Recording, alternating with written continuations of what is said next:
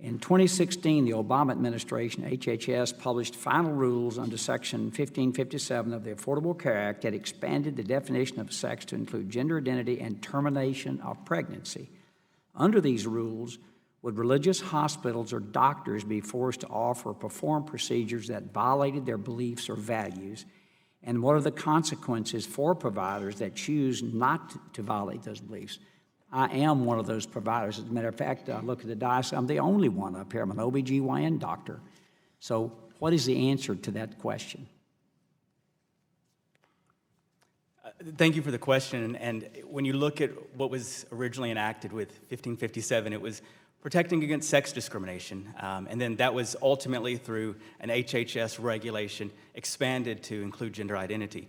But you bring up the importance of the purpose of RFRA and that balance it provides, because for a medical provider, they may have deeply held religious beliefs regarding a variety of medical services, and what we want to make sure is that that provider has a process by which they can go to court and explain their religious convictions, and then at the same time, the other side, the government, can go to court and explain their interest involved as well.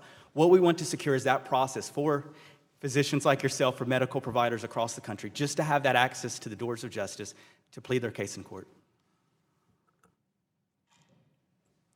I think it is indeed a delicate balance, and it is difficult to have the identity of a doctor and of a Christian.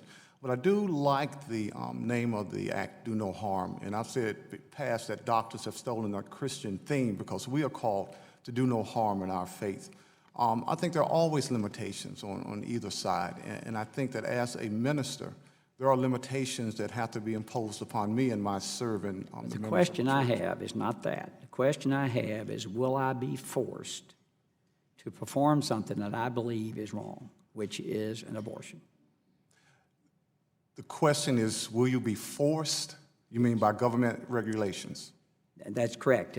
Just what I'm asking, if this happens, would providers like myself be forced to do a procedure they believe is morally wrong? I think there will be times that you're going to have to struggle with that question. I don't have any struggle with it at all. I have none. I think that in our Christian walk, there are times when we are, if you want to use the word force, we're compelled to do things that might personally bother us. For example, as I was about to say, as a minister, I counsel others. And yet if I learn, and there's a This is not what I'm not talking about counseling somebody. I'm talking about actually doing a medical procedure. That's what I'm asking. Well, in testimony, Mr. Sharp, it has been mentioned that without RFRA protections, many religious organizations will be forced to stop providing services such as homeless shelters, community gardens, nursing home services, and more to the general public. When it comes to preventing services mandates, do you believe that the impact would include providing health coverage for employees? Do you believe that organizations will be forced to drop coverage altogether rather than violate their beliefs? Thank you. And I think that is among the concerns that RFRA is designed to help prevent. When you look at the claims brought by a variety of groups, whether it was Little Sisters of the Poor, Geneva College, the Mennonite Conestoga Wood Specialties, and others, they were facing this very difficult choice of, we want to take good care of our employees, but we also have that duty to God that we're trying to honor.